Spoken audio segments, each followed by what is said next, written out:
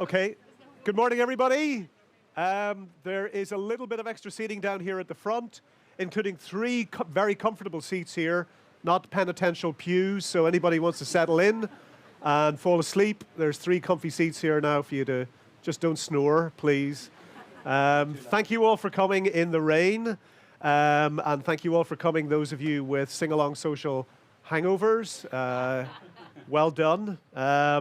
Congratulations to Fallon and Artie and all the volunteers who make BLOS happen. It is extraordinary.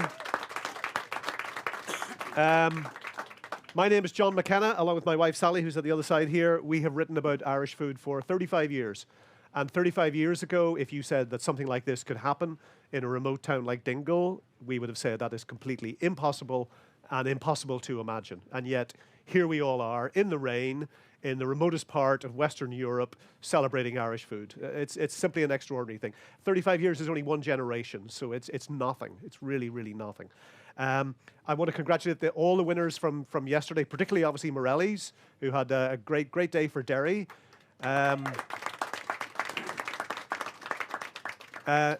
Anybody here ever been in Derry on a Saturday night? Yeah. Well, now, Brian, what's it going to be like tonight, right? I mean, Derry on Saturday night is like just about the wildest place I've ever seen in my entire life. So it's going to be pretty hot tonight now with all those awards. And Tamina, obviously, in particular for the Artisans Award, a great producer from Wicklow. I just want to very briefly say another thing, because if you've been coming, as Sally and I have, to Dingle for 35 years, you know, two of the great figures have actually retired in recent times. Martin Beelan from Global Village, great cook, great supporter of Dingle. And in particular, just this week, Jerry Kennedy, the butcher from Orchard Lane.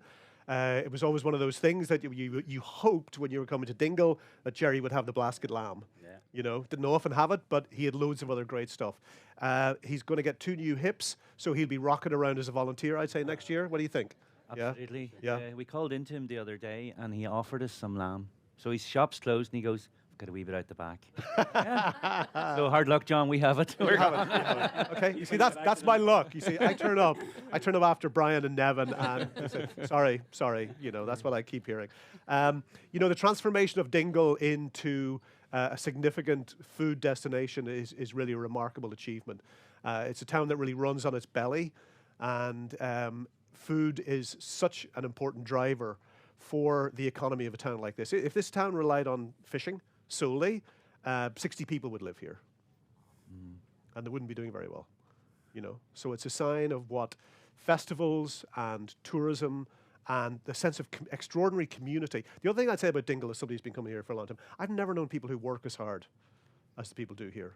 Ballymaloe House, maybe everybody in Ballymaloe House works like Egypt, but the people in Dingle have just the most incredible sense of hard work I've ever seen. So now that is just by way of introduction. So Sally and I are going to chat to Brian McDermott and Neven Maguire, who need no introduction, two of the iconic figures, whether you know them from their restaurants, from their food, from their books, from television. There are people who have defined the last 3 decades in Irish food. What we want to talk about this morning, hopefully, is of relevance to people who say, how do I get on the menu? How, when somebody, you know, opens up the pages or gets the page and says, there's the Dingle lamb or the Cavan Boxty or whatever it may be, the Greencastle fish. How do you actually get on to the menu in the leading places and thereby get that sense of confidence and that commercial lift and that free publicity and that advocacy from these great chefs? So Sally's going to take it away. Go ahead. Yes, I think the way it's going to work is I'm going to just introduce some ideas and just let it flow, because we want this to be conversational and a lot of fun as well, because it's Sunday morning after all.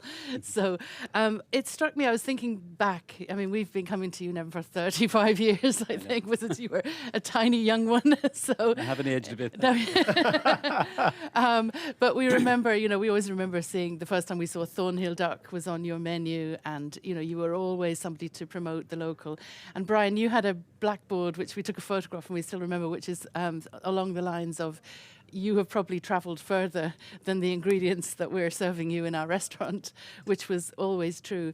But I think what you have in common is that you value the local ingredients. And I think it's all about value. We've seen new places now. You have these Michelin star chefs catapulted in to restaurants who are looking for people, and they're immediately on the menu. You see Dungeness crab and caviar, and then in one particular one I won't name, but they've brought in smoked eel, and there's actually the best smoked eel producer in Ireland just up the road. So it's like you just say, okay, guys, you'll get it. You will get it shortly. But you understood that from it's a question of valuing what's local. How do you feel about that? Well, I suppose, like we're open 35 years this year. It's something we learned from my mum and dad. Thornhill Duck, they're Ken and Sarah Moffat. They process about 400 ducks a week, and we always have them on as a starter or main course. And putting all your producers on the menu, that's something that's very powerful for your customers when you go out and talk to them. And you know, there wouldn't be a night because it's all Irish customers we get, to be truthful with you. That's why when I came down here, the amount of Americans, we'd never see that. Yeah. So it's for us, we're very proud of who we use, but it's about trust, and it's about building a relationship. And we could get cheaper duck, but it's about being consistent. They have an amazing product. And Thornhill duck, like my mother used to roast it whole. Now we showcase it to maybe 4 variations of duck, but we're not doing a dish that the customer's saying, well, I don't know what I'm eating, it's lovely. So you want them to feel comfortable, but that they know that it's local. And definitely the Irish consumer have become very sophisticated in where their food's coming from, you know, like O'Neill's bacon, you know, that we get from Wexford Preserves. So I would go around, you know, with Simply Better team and meet a lot of these producers, and then, like, I put them on my menu too, but it is all about local. With Thornhill duck, they've such a consistent product. They're just great, hard-working people. Brian, you know, you've done a lot of work with them too. So that I just think it's really important. And your customers value the local. They're not looking for, I can't even pronounce the type of caviar, Costrios. Beluga. They're not looking for beluga. Well, we're from Cavan. We can't afford that. To me, that's not the style of cooking we do. No. You know, to be honest with you, we do use local, you know, our local butchers, and I think that's really on our fish from Killybegs. And, you know, it's about name checking and building a trust in a relationship, but having a consistent product. Like when I started cooking, there was no such thing in my eyes as Irish salt. Now we use Ackle salt, which is fantastic. So we've come a long way with food producers. Coming down here for the last few days, it's always inspiring. You always see something new and innovative, but it's about supporting one another. I think that's so important. Actually, keeping as local as possible, I think that's the key. That leads me to the next idea I was thinking, which is about mental health of people working in food. I mean, you have a lot of lonely people just ploughing away in their fields, whatever that may be. And to have that communication between a chef and a producer is good for the mental health, I think, of the chef and the producer. What do you... I think it's good in general, and I think just to touch on that piece that Neven mentioned and the question you had asked there, you know, when chefs go to construct a menu, like, we don't have anything without you. You're the ones take the risk. You're the ones get up early in the morning, whether it's animals or going fishing or adding value. So that has to start from a base. Then you make decisions, how regional, local are you going to be, going to Thornhill? And that's what constructs a menu. So getting yourself in front of a chef or getting yourself onto the menu, there's a high probability you're already known to them. And I think it leads nicely on to that question, which is conversation. It's conversation in a community. It's conversation in the home. And, you know, I suppose in the last number of years, and most of you that I know will know that it's an area that I particularly like when it comes to mental health. Why? Because 33, I've had major cardiac issues as a chef. You know, being told you've had 2 silent heart attacks, that's scary. And you think, what caused it? You know, and I often say this, what caused it, there's adrenaline. Chefs are, let's be honest, chefs are mad. There's a madness in there, but that's the creativity element of it, you know. Hence why maybe they picked 2 of the calmer guys that maybe has got a bit more mature and old. Neven's going to reach 50 in a month's time, by the way, just to point that out. So, and that's before Thanks, me. Brian. So that's why he's looking for a lift home today now. Gotta be careful, so Brian. I need to get that out there because there'll be shots fired throughout this, I can assure you. Actually, could I just say that a friend shared a note this morning that the guy who runs the Airbnb that she's staying in, and she asked him for directions, and he tore out a page and he wrote on it, correct me if I'm wrong, Sally, Dingle, Listowel, Tarbert. Yeah. And then I suppose Paris is next, is it? Or New York.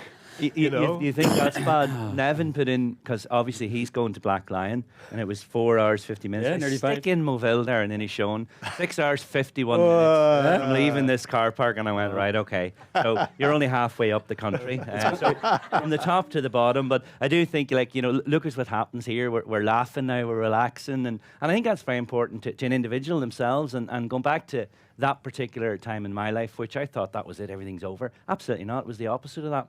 All I needed to discover was, firstly, there was resilience within. We all have it.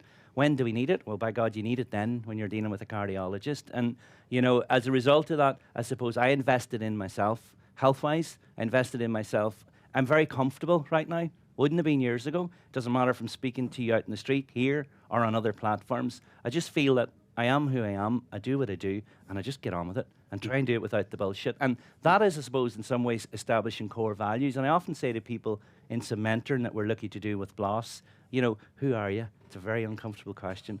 But when you know who you are and where your comforts are and what you're about, and, you know, and if there's elements you want to improve upon that, well, what happens as a result of it, and this will finish your question, I suppose, is when you improve the people around you, improve in terms of maybe it's calmness, maybe it's a little bit more in strategy. Whatever small changes you make has an impact to you, your staff, your family, your team, your community, the producers. You know, and not because John and Sally are here. I often quote this. I remember in Derry, actually, a number of years ago when we did an event, I remember Derry probably wouldn't have been known as a food destination.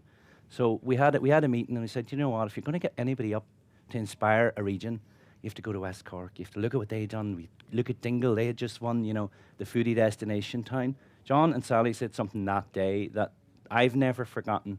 It only takes 2 or 3 people to create a food message, culture, community. And I think that is very true. And if that 2 or 3 person led and you're sticking your head up, don't be afraid of the people that's going to talk behind and wonder what they're saying. Get comfortable with that, you know, and be comfortable with the uncomfortable, because there's a great saying that I write in my notepad, which is, I am enough.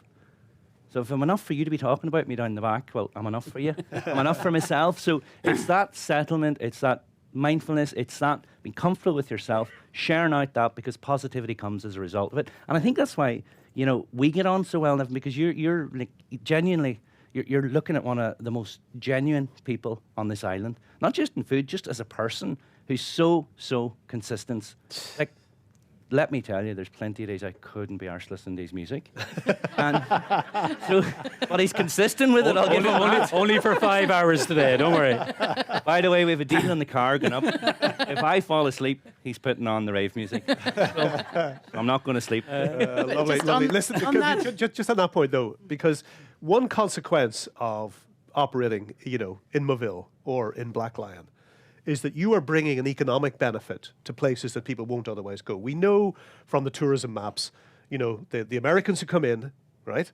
Dublin, Kinsale, Kilkenny, Dingle, Galway, back to Dublin, okay? They don't go to Mayo. They maybe go a little bit to the Burren. Further north, they're not going up to Cavan. They're not going up to Donegal. Yeah. I mean, I know that people are trying to change this, but the impact you have both had in terms of your respective towns, like, food is a major economic driver. I don't understand why the government actually doesn't realise and respect this, but it doesn't, unfortunately. It doesn't. So you're left to do it on your Todd, unfortunately. And I think COVID has changed everything. I mean, like, from our point of view with the staff, like, we made some really big decisions, you know, closing on a Sunday. We used to do 100 every Sunday lunch, 50 at night. We did it for the staff. You know, I get customers saying to me, oh, we're very disappointed, when are you going to reopen a Sunday? We're not. We put our staff first, and that's the key. We have 65 people employed. Like, I remember cooking, John, when you come up to me, there might have been 10 people in the restaurant. Yep. Like, you were the first to put me on the map to celebrate, you know, Black Lion and what we've done. And we never thought it would be the dream that we have now, but it's about never forgetting the tough days, cooking for 10 people. Now, we're full and thank God we're well booked up, but we never take that for granted. And I suppose it's about, since COVID, I think people have more reconnected with food, where provenance of food, you know, we give people a lovely experience and good Irish hospitality to employ so many people. Like, it's incredible. We're very proud of it. And I think we're in the crest of a wave. We're in a very good time in Irish food. Never been, like, I go around the country doing shows and you're always learning, meeting new producers. Wow, that's really good.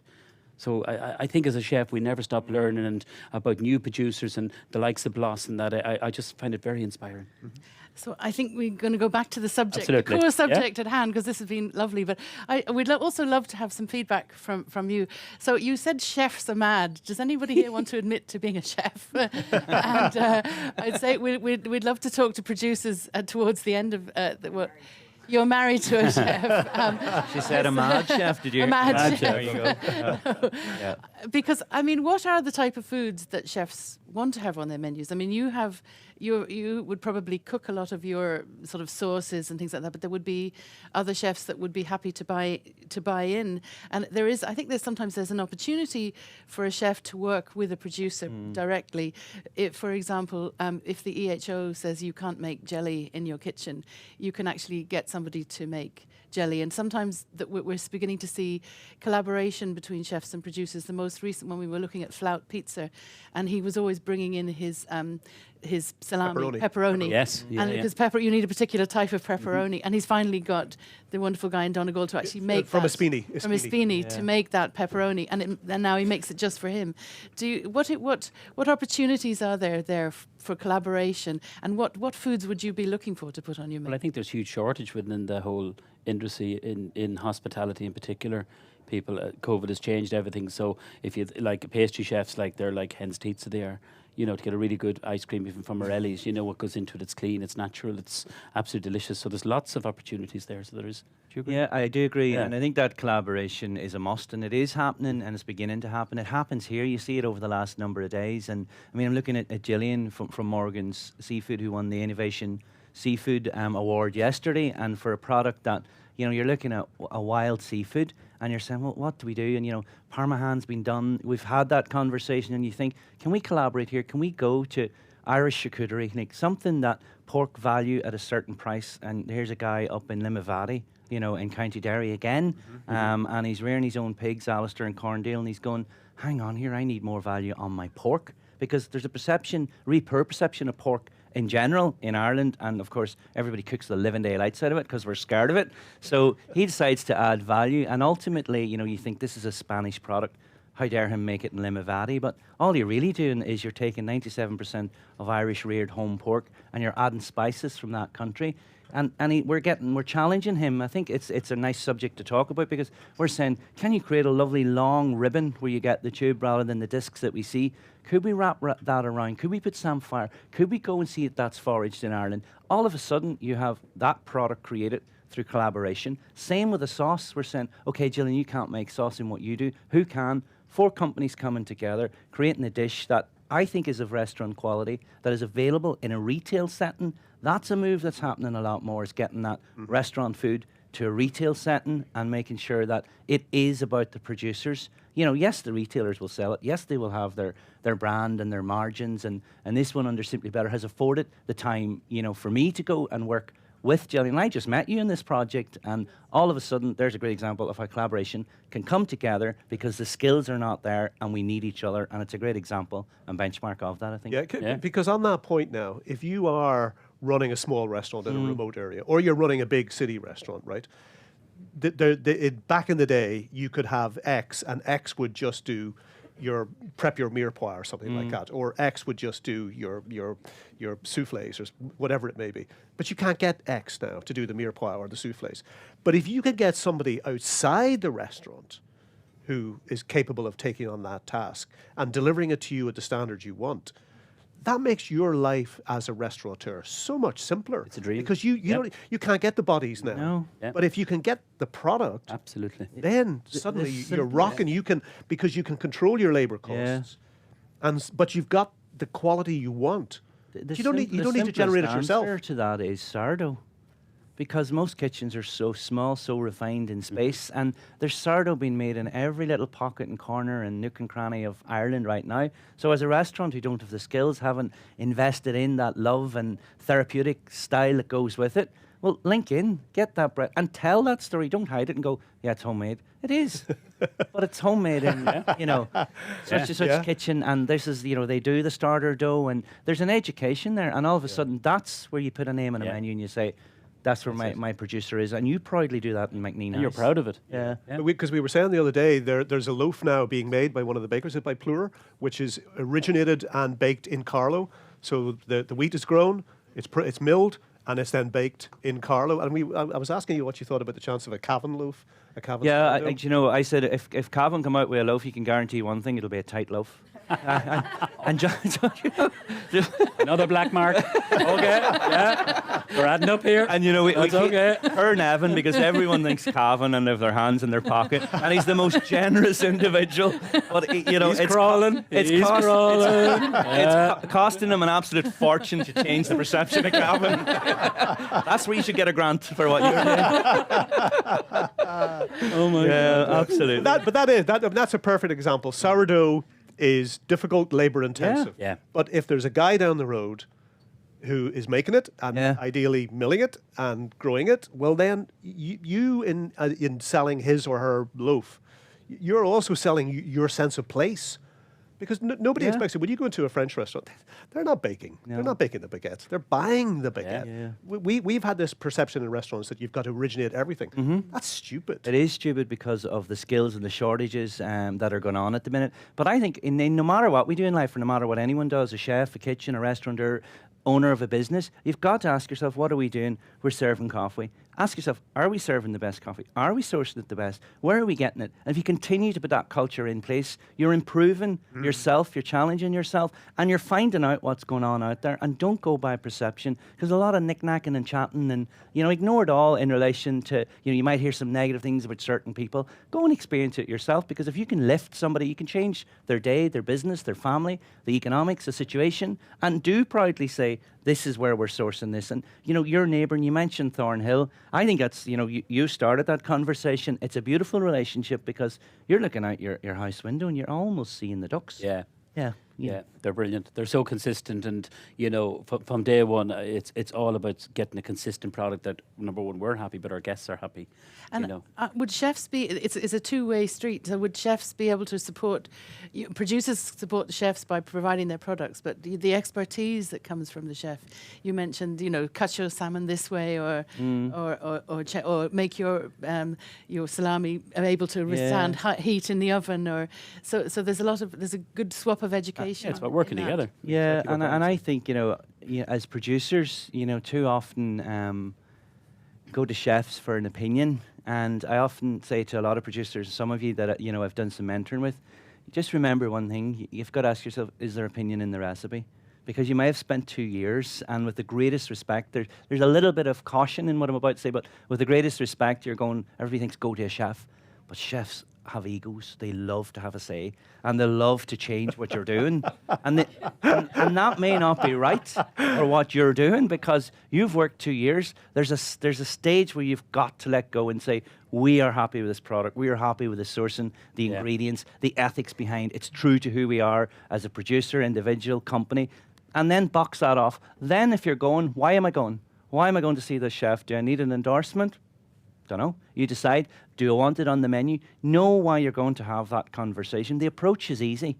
Bar this brilliant platform that exists every year that, I think I said it yesterday, you know, someone says sum up BLAS, and I said, it's the one place in a year where you don't have to sit and go, how am I going to write this press release? And will John and Sally open it? Will Caroline open it? You know, you're going, you know what? Here you have the conversation with the journalists, the producers to the chefs, and we know it, we see it, and we feel it, and you're walking around, you're trying to give your time to everybody. But again, go back to what is it you're looking for in that conversation? Be yourself, be measured about how that conversation, and it's obvious the first part of today is going to be, God, it's a horrible day, and you know, you'll get very quick to what it is you want from the chef, producer, and vice versa. But there has to be a point, I think, for producers that you go, this is my product now, because that's when you lock it in terms of specs and everything else. And work so hard. No? A chef's influence and influencers in general, we won't start up that conversation, but you know what it is you need and what you want from the conversation you're about to have, and will it help you and help your business and help the product? You decide. So we wanted to explore actually what's the best way for a producer to contact our chef and start that conversation. How do you get your foot in the door? Can we hear from the audience? Just first of all, are there producers here who would like to say what they do, and whether or not they want to particularly add the question? I see a few hands up. Lady over at the corner here at the window. Yeah. We got the mic. Great stuff. Good morning. I'm Siobhan Santola, Goat's Cheese. What advice would you give if your product is named on a menu and you know it's not your product that's on the menu? Call it out. That's wrong. Yeah. Call it out. Call it out. Yeah. Call it out. Yeah. Call it out how. To them Social first media? and foremost. Yeah, No, I think to them and give. Yeah. I think give them an opportunity. Let's I'm well aware we see it happening. Like because it's it's no different to the conversation that 92% of us say we want to buy local. 27 of us do. 27%. Yeah. So there's a big difference between Yeah. and it happens on menus. But I think Yeah, it's your brand. Yeah, And I mean, I do usually go back to the chef or Yeah. whoever, and the excuse I get sometimes is, "Oh, we just weren't able to buy it this week off whoever the wholesaler was." give it you know? another week and then And- call it out. Well, what I say to them, which is understandable. It could be a supply issue from our point of view, or it could be a supply issue from the wholesaler's point of view, but. What they should, it's just how to train the front of house staff. If a product is named on the menu and it's not the product on the day, I feel that if a person then the customer comes in and orders your product, I think they should be made aware. Well, actually, it's not sent on the menu today due to supply issues. It is actually something else, and this does not happen in the majority of places. No, I agree. Yeah, and that's where you're sort of, the fear is you're losing control because they're not your staff and it's not your front-facing message, But again, it's back to that: who are you? True to yourself, true to the ethos, the business, and yeah. Yeah. Yeah. You're fooling your customers, and you're not being true to yourself as a chef, or to the producer, I wonder, would there be some central body that you could, who could be responsible for that, to have somewhere like the Food Writers Guild, or so that you're not exactly doing, or Eurotox, you're not doing name and shame, which I think sometimes can be negative because it actually can do yourself more harm if you seem vindictive. But, if there's some sort of positive way of actually, raising awareness and posing the question's always a nice one. Just if you didn't get a response in the 2 weeks, and you're sort of pose a question rather than just say, is that our cheese on the menu?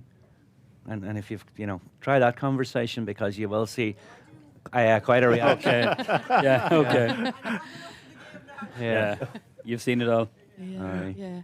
Yeah. So No, it's right. Producers who aren't as well established, that they do have the confidence, to bring it up. Only by bringing it up, people the chef may decide to drop your product off the menu, but better have you not named on the menu. Agree. Than the consumer being fooled that this is your product. Yeah. It might be not of the same quality at all. Yeah. Yeah, and that piece you mentioned about confidence and maybe chefs or producers not having the confidence, and it's working out, and it's back to, I suppose, what we started here as a conversation, that approach and what is the best approach. The one thing that I will tell you now that a chef has in their hand multiple times when they've got 5 seconds is the phone. So, what comes in through that phone, if it's Twitter, private, however it is, that is how they're going to respond, because that is their PC, their Mac, their computer. That is everything in that one handset. And there's no advice in that other than just to be aware of that. But also, the confidence piece, I often think, there's great organizations like what we're doing here and why we're here that represents the producers, and same with chefs, because not everyone has the confidence to maybe speak and do what we're doing. That doesn't make us better chefs. It makes us communicators. There's still some really good chefs, really good producers, and I think that's where the community piece comes back. I think that's the leverage in each other, and I think we know they're in this room. We know the journalists who will go beyond the obvious times, because there is obvious, and there's an obvious 5 or 6 that'll always get the attention, and and that's fine. That has a place.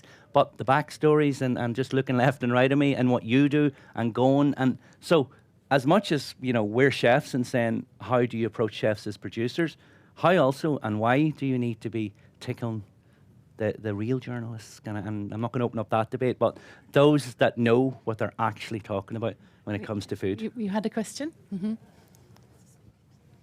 Hi, I'm Naomi Clarkin from Meskin Brewery in Westport. We do have Americans come to Westport too. No, they're building up. But my question is, we produce a beer that is a bit different from most beers because all of our beers are Belgian style. So they are conditioned for a long time, and they have depth and complexity that you often don't get in European, English and Irish brewing generally. So our beers go very well with food, and since we don't produce alcohol wine really in Ireland, ourselves, we're producing a premium alcohol that goes really well with food.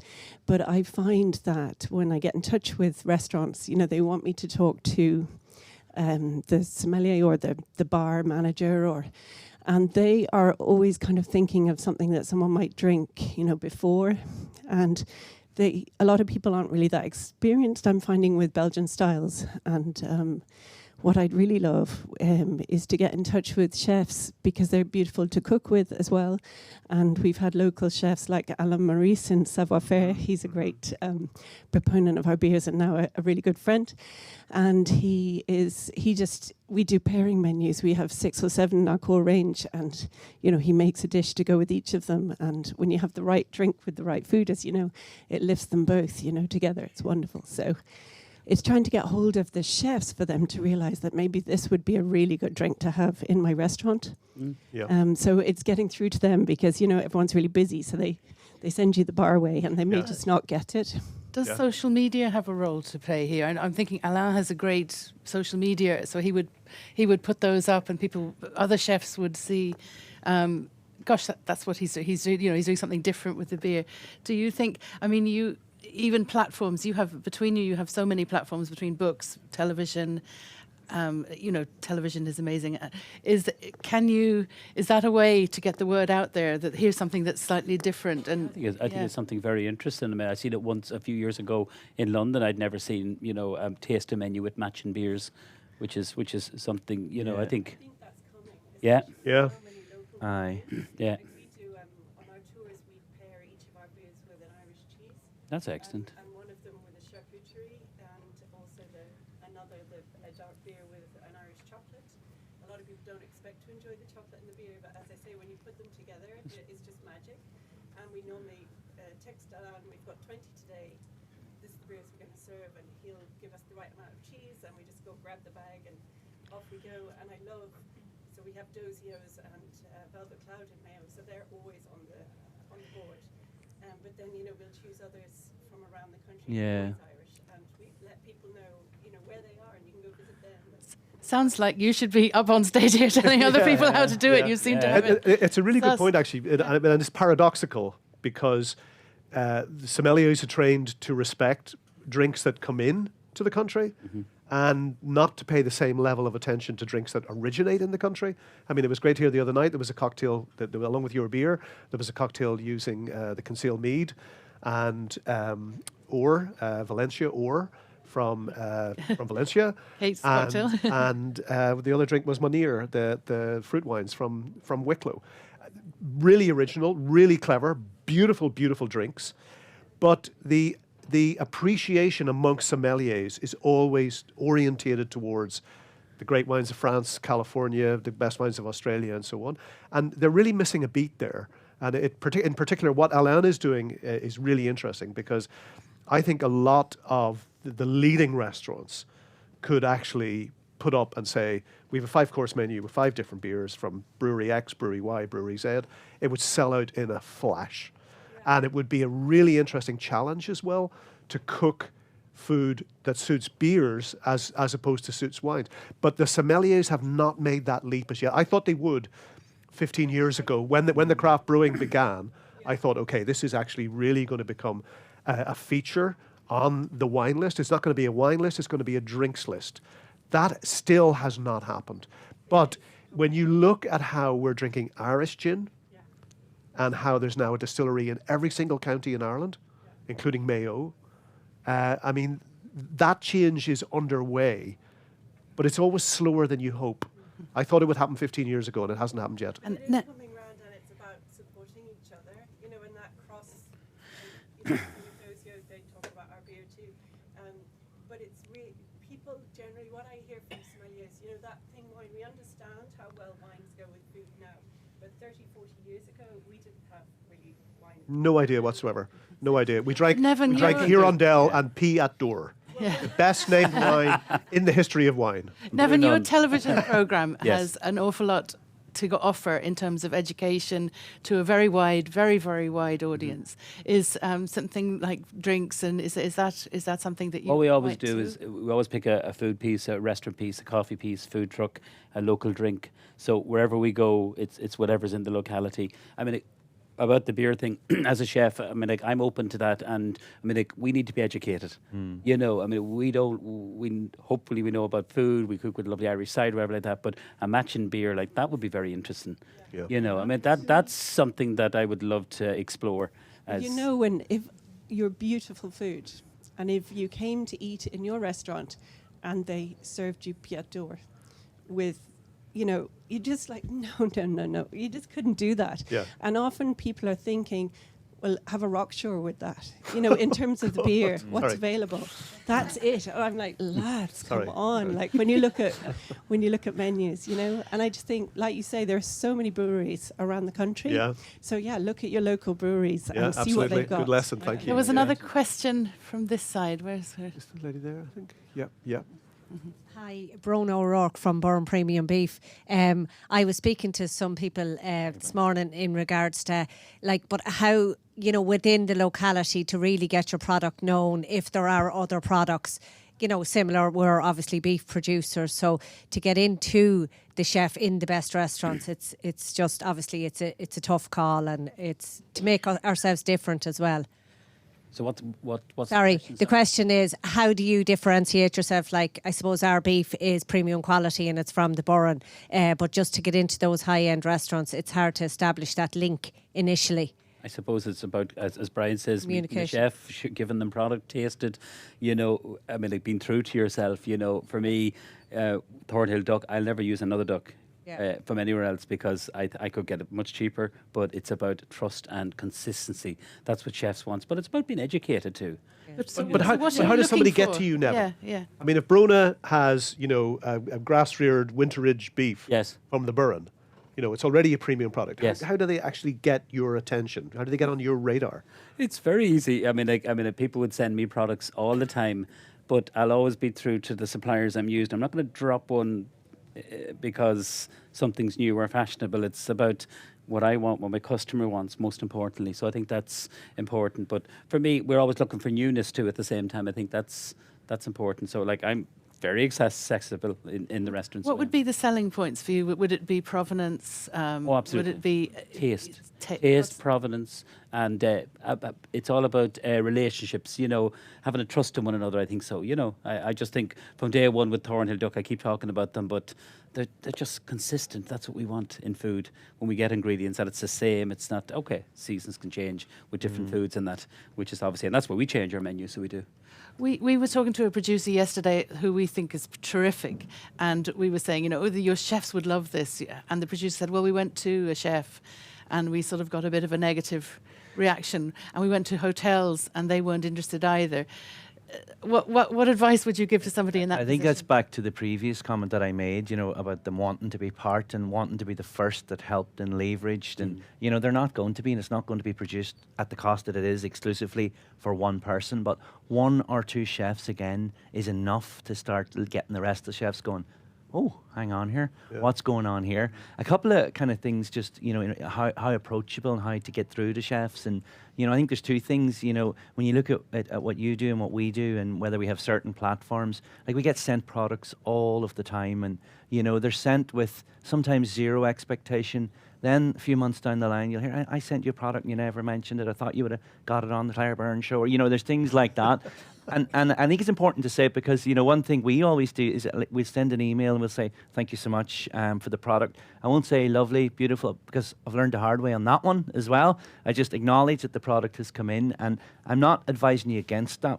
But if you're going to do it, again, say to yourself, what do I want from this that is achievable for me, my business, and how do I message that if I've got that snapshot? And I will say one thing, less is more, because when the hampers come, you're looking going, oh, okay, and you take a quick shot from above, because you could be on the road and gone for the next 4 days, and so is the cheese that was in there. Yeah. So whereas if a cheese comes on its own, you're like, oh, lovely goat's cheese, you know, Centola, it's ash, you're kind of going, all of a sudden you're bought into that, you're invested in it, and that 30 seconds to a minute, you're going, boom. Back to, you know, how accessible, and it's easy for us to say we are very accessible. We're here and we're having conversations. We have that personality to have those conversations, but not all chefs do. So again, I'm going to go back to that kind of, if you're going to message them, you know, what are you looking for? Are you looking to come and see them? And if so, what would you say to them if you met them on the street? and get that into that, whether it's through a private DM on Twitter, whether it's an Insta, because make no mistake about it, we all know when they're looked at, ticked and unticked and all of that. And chefs crave that little bit of, oh, they're looking for me. They do. So they will look and they will read the message. And if they don't come back to you, and they don't come back to you a second time you've tried at a pace that suits you and isn't, stepping forward too much, then are they the right chef for you? Maybe not. Yeah. True. And the interesting thing about it as well is if you look back over like the period that Sally and I would have been writing about Irish food, getting to the chefs really can make an enormous, enormous difference, right? So right from the very earliest days, it was Myrtle Allen and Ballymaloe House who made Maline's cheese famous. Maline's is one of the most remote areas of the Beara, but where they actually sent the cheese on the bus up to Cork, which then got sent to Shanagarry. But because Myrtle wanted it and Declan Ryan wanted it, because they tasted it in a restaurant down in the Beara, it suddenly became a name. Or you look at, say, McNally Farm in Dublin, right? Started off in the Temple Bar Market and then selling to the really good chefs who want, McNally Farm vegetables. And it's not just iconic products. It's not just beef and duck and things like that. I mean, when I come down here, I want Maharee's carrots, or I want Dachwheel potatoes from Ballymckenny. If you look at Ballymckenny Farm now, and the way they have taken spuds and made them into an event, Dachwheel potatoes, Mayan gulls, amazing spuds. This is a woman who works out of a garden shed in County Louth. But because she kept working and kept working, Clonakilty black pudding is the other great story. Keep pushing, keep pushing, keep pushing. And suddenly, boom, suddenly you're there. But it's hard to tell when you're there. Yeah. Good. I'm getting the rap signs from the back. Brilliant. There's one more question. Hey, Helen. I think I know you all. Yeah. Hello, Helen. I think everyone knows you, Helen. You're a legend. I have a question for you all. Actually, True Hotels, Wizard, buying True Wizard, and they have the price, and are they all buying on price now, or what is the problem? And we supply some of the top hotels in Ireland, but there's some of them now that they look at Wizard and say, oh, this is cheaper than yours now, Helen. You need to get your acting gear, but we're not dropping a price. We have a good quality product, and we hold up our price. And I just wonder, is there many hotels or restaurants buying True Wizard? Well, we're not. No, I think where you get a group situation where there's a number of hotels, I think that definitely is very evident, and it's not the first time that I've heard that being mentioned. And now it's a discussion all of a sudden on this panel, and rightly so, because again, it's back to, you'll check into a hotel and you'll get the lovely message about provenance and welcome, and does it follow through? Is it coming onto the menu? Is it on the drinks?